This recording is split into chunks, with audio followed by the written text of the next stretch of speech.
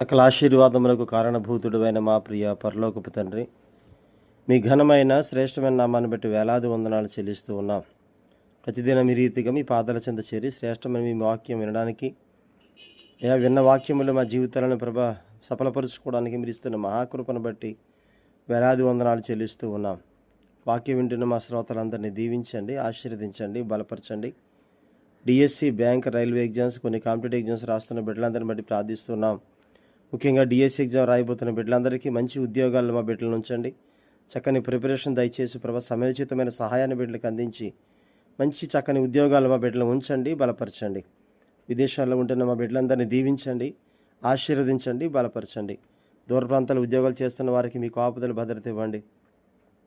హాస్టల్లో ఉండి చదువుతున్నారు బిడ్డలు, చక్కని కాపుదల భద్రత ఇవ్వండి. అలాగే ఎగ్జామ్స్ రాయబోతున్నారు బిడ్డలు, రాస్తూ ఉన్నారు, మీ కృపా కాపుదలు ఇచ్చి నడిపించండి. అనారోగ్యంగా ఉన్న వారికి ఆరోగ్యము దయచేయండి.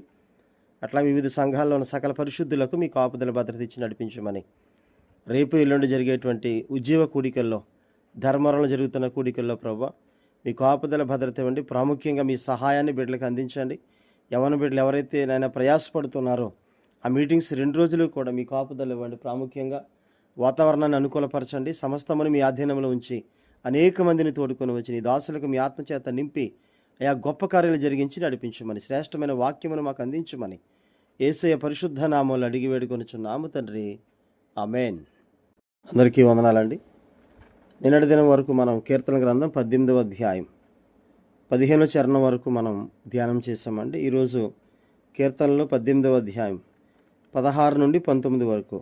ఇది మెస్సియాకు సంబంధించిన సమాధిపై జయము, సమాధి మీద జయముగా, అంటే మరణాంధకారము పరిస్థితుల్లోంచి ఆయన ఏ రీతిగా బయటికి దేవుడు తన కుమారుని తీసుకుని వచ్చారో, దావీదుని దేవుడు ఏ రీతిగా కాపాడాడో ఇక్కడ రెండు రకాలైనటువంటి సందర్భాలు మనం చూడగలమండి.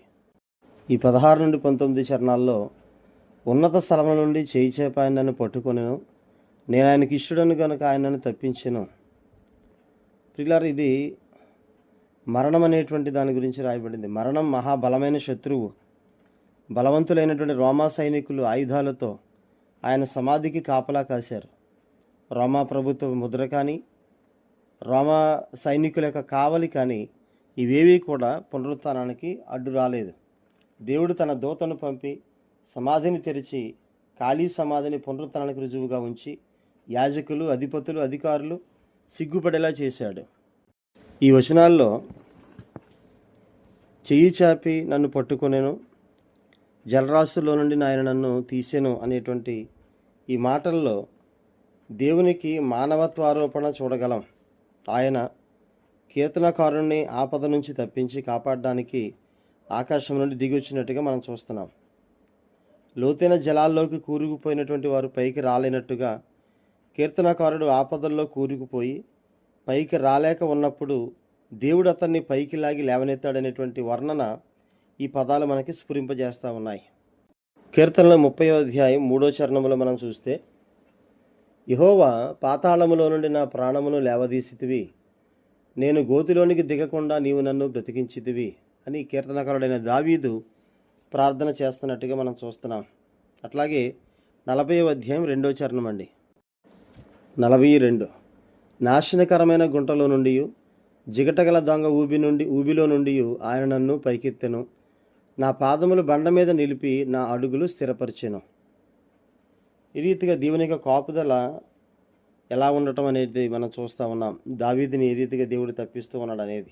అట్లాగే ఇర్మియా గ్రంథం 38:10లో కూడా, 38:10 అండి ఇర్మియా గ్రంథంలో, అందుకు రాజు, నీవు ఎక్కడ నుండి 30 మంది మనుషులను వెంటబెట్టుకుని పోయి ప్రవక్త అయిన ఇర్మియా చావక మునుపు ఆ గోతిలో నుండి అతని తీయించుమని కూషీయుడగు ఎబెద్మెలెకునకు సెలవీయగా, ఇర్మియాను ఆ బురద గుంటలో, ఆ గోతిలో పడవేసినప్పుడు తర్వాత ఆ రాజు చెప్తున్న మాటను బట్టి ఆ ఇర్మియాను గోతిలో నుండి బయటికి తీసినట్లుగా సందర్భాన్ని మనం చూస్తామండి. అట్లాగే మహాజలరాశులు అనేటువంటివి ఈ 4వ వచనంలో ఉన్నటువంటి వరద పొర్లకు సంబంధించినవిగా మనకి కనిపిస్తూ ఉండి శత్రువులను సూచిస్తూ ఉన్నాయి. విశాలమైన స్థలమునకు రావడం అనేది దేవుడి కీర్తనకారుణ్ణి శత్రువుల నుండి విడిపించాడని తెలియజేస్తూ ఉన్నాయి.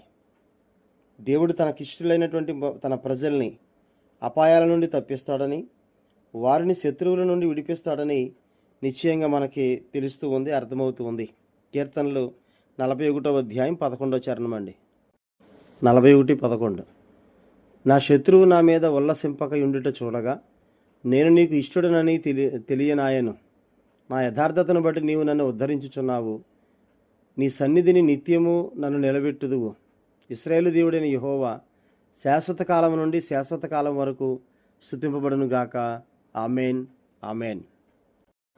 దావీదుని దేవుడు ఈ రీతిగా రక్షించడం, శత్రువుల చేతిలో నుండి కాపాడడం, శత్రువులు ఎంత బలిష్ఠులై ఉన్నా కూడా వారి యొక్క చేతుల్లో నుండి దావీదుని రక్షించడం అనేటువంటిది మనం ఇటువంటి అద్భుతమైనటువంటి వర్ణన గురించిన వివరణ మనం ధర్మశాస్త్రాన్ని గురించినటువంటి సందర్భాల్లో చాలా పోలికలు మనకు కనిపిస్తూ ఉంటాయి.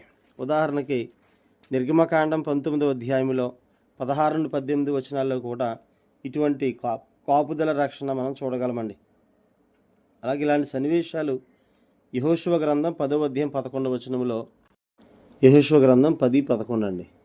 మరియు వారు ఇశ్రాయేలీయుల ఎదుటి నుండి బేత్ హోరోనుకు దిగిపోవు త్రోవను పారిపోవచ్చుండగా వారు అజేకాకు వచ్చే వరకు యెహోవా ఆకాశం నుండి గొప్ప వడగండ్లను వారి మీద పడవేసిన కనుక వారు దాని చేత చనిపోయిరి.